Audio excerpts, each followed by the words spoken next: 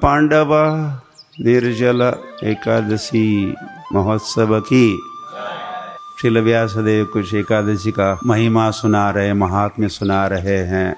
तो भीम जी निवेदन कर रहे, आप तो इतना सारा महिमा तो सुना रहे हो, लेकिन इस एकादशी का पालन मुझसे नहीं होता, या करने का प्रयास भी करता हूं तो कई सारे अपराध, मैं सो भी जाता हूं कथा में। तो फिर एकादशी का महात्म्य जब हो रहा था तो मैं सो गया, तो फिर कैसे एकादशी को मनाऊंगा या उसका पालन करूंगा।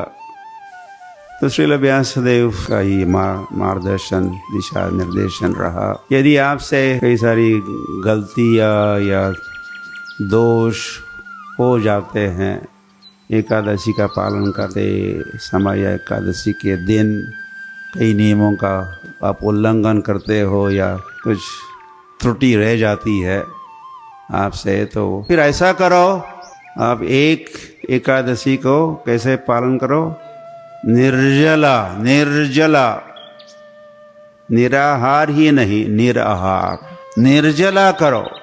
तो निर्जला एकादशी मनाओगे, निर्जला, तो फिर आपने और एकादशी के दिन यदि आपसे कुछ गलतियां हुई, कोई त्रुटि रह गई, उससे मुक्त होंगे या वो माफ किए जाएंगे वो सारे अपराध। जब ये पांडव सुने, सभी सुने होंगे, और स्पेशली जब भीम इसको सुने, दैट आई कैन डू, चलो। फिर वैसे ये बात तो एक रिकमेंडेशन तो भीम के लिए था, लेकिन अब दुनिया सारी उसका फायदा उठा रही है। ठीक है, इसका फायदा उठा सकते हैं, इसका मतलब ये नहीं कि हम अपराध करते जाएंगे एकादशी के दिन, उसको ठीक से नहीं मनाएंगे, क्योंकि हमें क्या करना है? निर्जला एकादशी करनी है। तो ये क्या हुआ, जैसे हरि नाम के बल पर हम पाप करते हैं, उसी प्रकार एकादशी का जो बल है, एकादशी जो शक्ति और भक्ति, स्पेशली ये निर्जला एकादशी शक्ति भक्ति देती है,